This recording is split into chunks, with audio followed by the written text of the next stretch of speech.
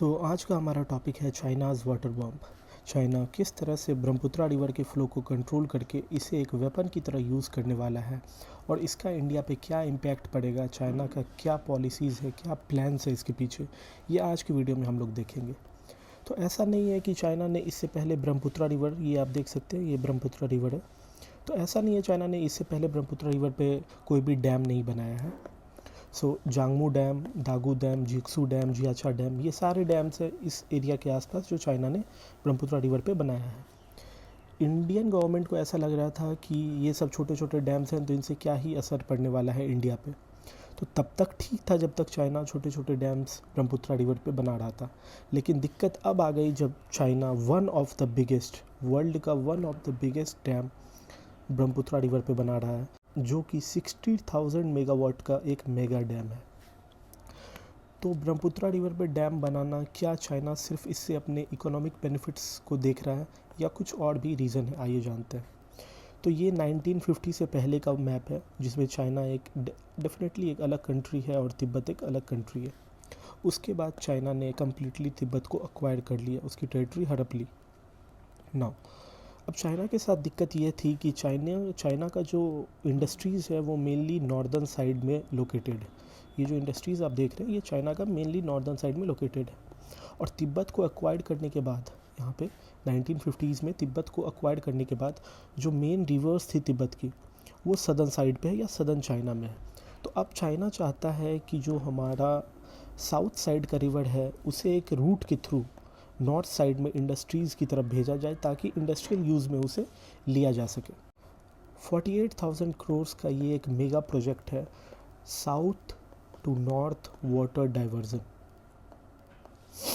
Now यहाँ पे एक छोटा सा डाटा है, उससे आप देख के अंदाज़ा लगा सकते हैं कि ओवर 70-80 ईयर्स पूरे वर्ल्ड में ऑलमोस्ट 1.5 लाख डैम्स बने हैं जिसमें चाइना ने अकेले 80,000, मतलब more than half of the world dams created over 70 to 80 years China ने अकेले बनाया है। मतलब 1.5 लाख में 75,000 भी रेस्ट ऑफ द वर्ल्ड नहीं बना पाई, उसमें से 80,000 चाइना है और 70,000 में रेस्ट ऑफ द वर्ल्ड है। ठीक है, तो इससे इंडिया को क्या दिक्कत है? अभी तो यहाँ ये दोनों खुश नज़र आ रहे हैं, हाथ मिला रहे हैं। कल को किसी भी पॉलिटिकल या डिप्लोमेटिक रीजंस की वजह से अगर चाइना ब्रह्मपुत्रा रिवर के फ़्लो को नॉर्थ साइड ट्रांसफ़र कर देता है, जैसा कि मैंने आपको बताया कि साउथ से नॉर्थ वाटर डाइवर्जन की तरफ चाइना काम कर रहा है। अगर जब तक चाइना बाकी इधर वाले रिवर्स को अपने नॉर्थ साइड में फ़्लो करवा रहा था तो उससे कुछ खास इंडिया को प्रॉब्लम नहीं था, क्योंकि वैसे भी वो रिवर्स इंडिया में फ़्लो नहीं करती थी। लेकिन जब चाइना ब्रह्मपुत्रा रिवर के वाटर को नॉर्थ साइड में फ़्लो कराने लगेगा तो इससे जो करोड़ों लोग हैं इंडिया बांग्लादेश के साइड, जो पूरी तरह से डिपेंडेंट है ब्रह्मपुत्रा रिवर के ऊपर, उनके लाइफ में काफ़ी बड़ा इम्पैक्ट आने वाला है। और चाइना ने ऐसा पहले भी किया है। यहाँ पे आप देख सकते हैं ये जो रिवर है मेकोंग रिवर, ये वाला रिवर, इसके ऊपर चाइना ने एक डैम बना के उस वाटर को फ़्लो को कम्प्लीटली रोक दिया। जब यहाँ पे ड्राउट जैसे कंडीशंस आने लगे, एग्रीकल्चर यहाँ का बुरी तरह इम्पैक्ट हो गया, फिशरीज़ यहाँ की बुरी तरह इम्पैक्ट हो गई, तो सेटेलाइट से ऐसा देखा गया कि चाइना की जो डैम्स है जो कि इस रिवर के ऊपर बनी हुई है वो पूरी तरह से फुल है और चाइना उस वाटर को रिलीज़ नहीं कर रहा है। तो जब चाइना के ऊपर इंटरनेशनल प्रेशर बनाया गया तो चाइना ने बोला कि वो सारे डैम्स फ़िलहाल मेंटेनेंस में है।